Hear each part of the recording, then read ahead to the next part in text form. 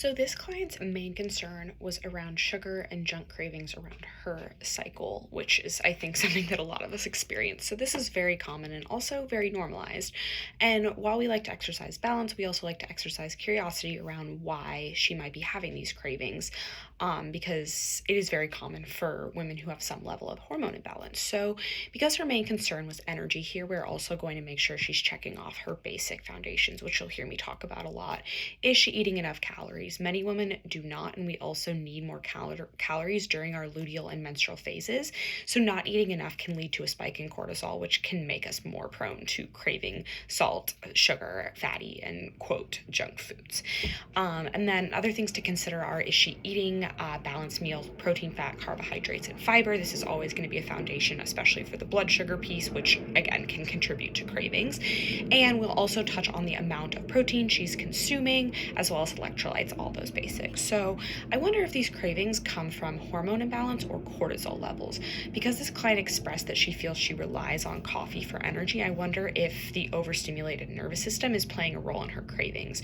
So I might touch on that piece and check on sleep quality and nervous system regulation before actually diving into the hormone imbalances, because again, these are our foundations. And then prior and during her next cycle, some things we would maybe try are watching the amount of caffeine she is consuming, making sure she's having it with meals. Notice I didn't say eliminating it altogether. I don't think that's necessary. We also don't know how much she's consuming, so we'll probably explore that. Then making sure she's getting adequate minerals. I think oftentimes minerals and protein can be not getting enough, or can be contributing factors to these cravings that she's having.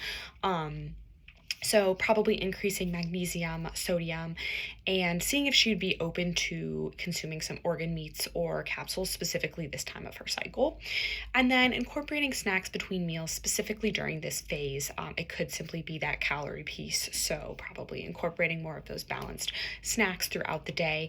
And then again, the sleep and the nervous system regulation, all as a jumping off point. She also mentioned that she has been told by a traditional Chinese medicine practitioner that she has a stagnant liver.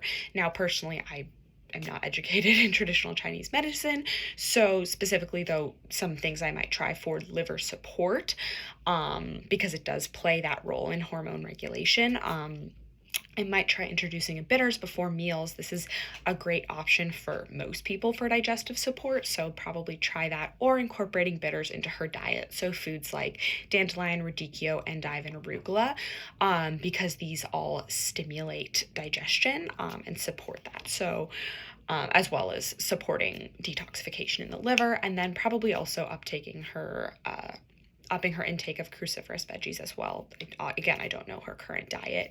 And then maybe looking at some dandelion or milk thistle tea just to start. And then the protein piece is also going to be helpful here because adequate amino acids, many of them which come specifically or are more adequate in animal sources, are needed for stage 2 liver detoxification. So kind of touching on multiple points here. And then we probably try some of these out, see how she feels with just this support, and then adjust accordingly with lifestyle supplements and additional dietary interventions, depending on how her cravings and energy respond to just these interventions.